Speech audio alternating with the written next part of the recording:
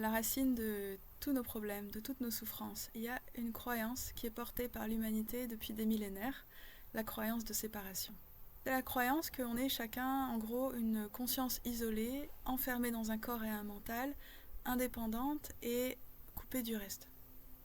Cette croyance, elle a des conséquences sur la façon dont on vit et aussi sur la façon dont on accompagne quand on est par exemple coach, thérapeute, énergéticienne, etc.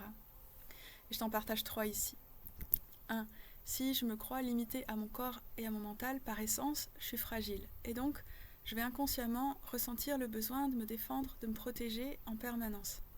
En séance, ça se traduit par un besoin de me protéger des énergies de mon client, souvent depuis un espace vraiment de peur et de contraction.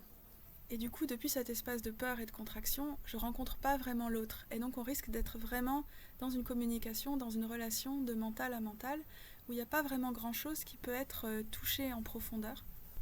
Une autre conséquence possible aussi, si je suis vraiment identifiée à mon mental, je risque de m'accrocher à certains points de vue et peut-être aussi de vouloir que l'autre voie les choses comme je les vois. La deuxième, si je me vis comme limitée à mon corps et à mon mental, alors je me vis comme incomplète et imparfaite. Parce que le corps et le mental, ils sont pas parfaits, ils seront jamais parfaits.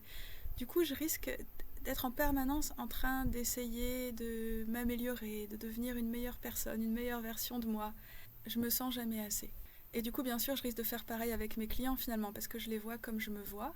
Je vais essayer de les réparer, de les corriger, de les améliorer, de les emmener quelque part. La troisième, si je suis une entité autonome, séparée, indépendante du tout, alors quelque part, je dois tout gérer, je dois tout régler moi-même. Du coup, je m'efforce constamment, je travaille dur pour obtenir des résultats, et puis je suis responsable de mes succès et puis de mes échecs. Et ça, en séance, souvent, ça va se manifester par une identification à la progression de mon client. Je vais aussi avoir beaucoup de pression de créer des résultats. Je vais vouloir performer. Je vais peut-être être en train de penser beaucoup pendant la séance à comment gérer le temps, comment rebondir, quoi demander, comment amener peut-être une certaine compréhension, et ainsi de suite. Et comme je suis vraiment très occupée à penser, en fait, je ne suis pas complètement là avec l'autre. Et aussi, je ne suis pas très détendue. Et en prime, s'il n'y a pas de résultat, je risque de me sentir nulle.